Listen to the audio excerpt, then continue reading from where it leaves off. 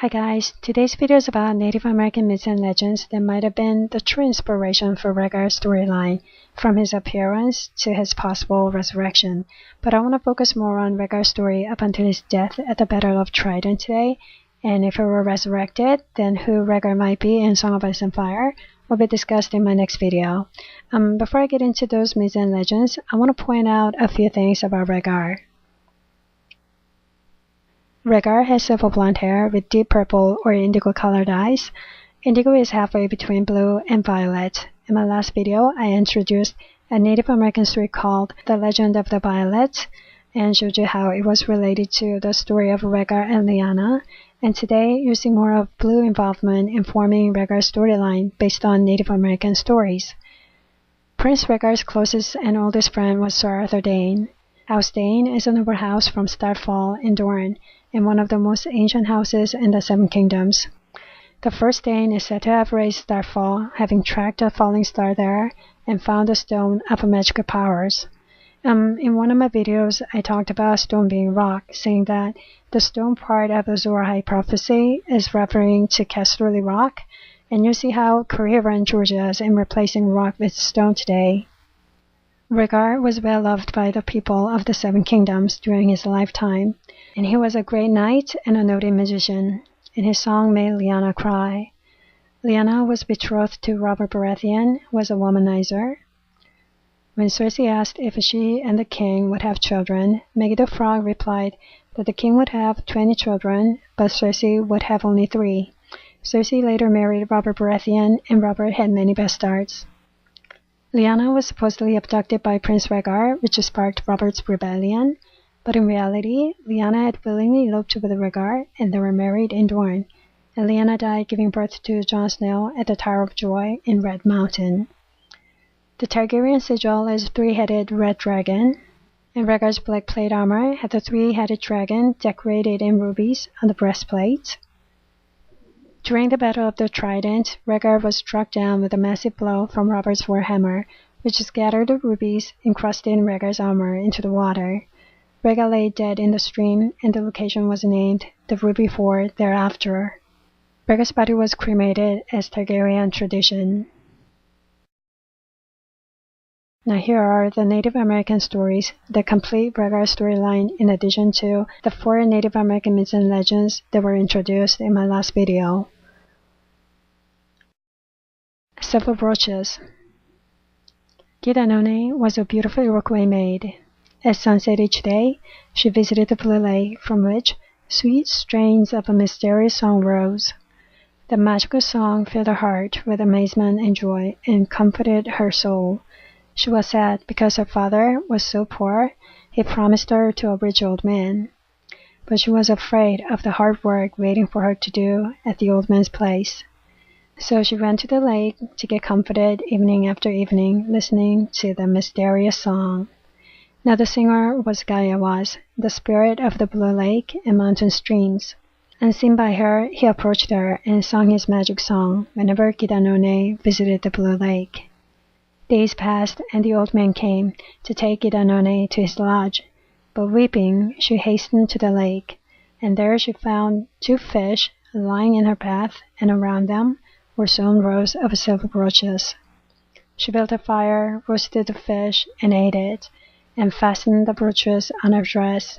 She was all happy, but when her father found her and saw those brooches, he thought an evil spirit was tempting his daughter.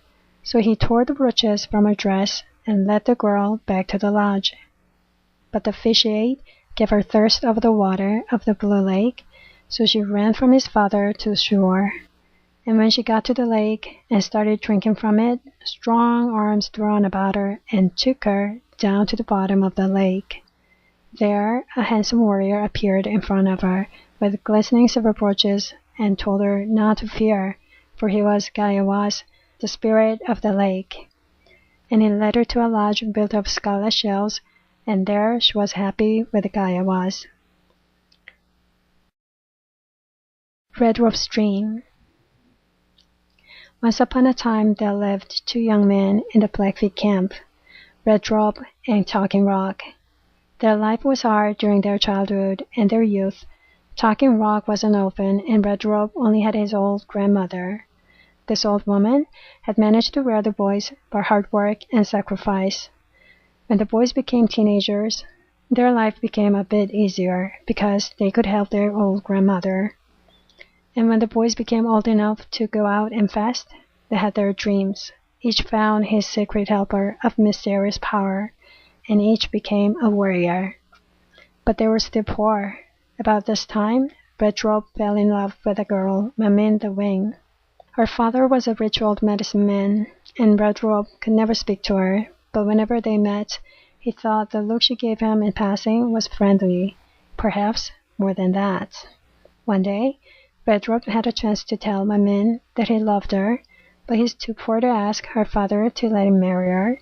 He tried to persuade her that, if she loved him, she should run away with him. Mamin cried.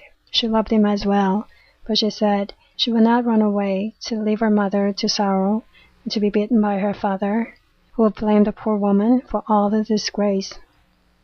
Now, Three Bulls, the head chief of the Blackfeet, had a fierce temper, with several wives and many children. He was a warrior, but he was so old that many were surprised when Three Bulls asked the old medicine man for his daughter Mamin. The old medicine man agreed to let the chief have the girl. When Red Robe heard the news, his heart broke. Out in front of the camp was a large spring, and to that place Red Robe went, and stood looking sadly down into the blue water. Soon Mamin came to the spring to fetch water, and he took her hands and began to beg her to go away with him that very night before it was too late. The girl cried bitterly. The two were standing in plain sight of the camp, and someone went to the chief and told him what was going on. Three Bulls sent a person to tell Red Robe to let Mamin go since she was to be his wife. The person did as he was told, but the two young people paid no attention to him. Red Robe kept asking the girl to go, and at last she consented to do so. But then Three Bulls quietly walked up to them and stabbed the young man with a flame-pointed lance. Red Robe sank down in the spring, dying at the younger's feet. Three Bulls ordered people to bring wood and place the dead body of Red Robe on top of the pile of wood and set fire to it. Some time before this, after Red Robe had made his long fasting, his dream had come to him, and he told his true friend Talking Rock if he died, Talking Rock should go to the place where he fell and find a piece of him of any kind, body, flesh, bone, or even hair. Find it and cover it with a rope. Standing over it, shoot 3 arrows into the air, crying, "Look out!"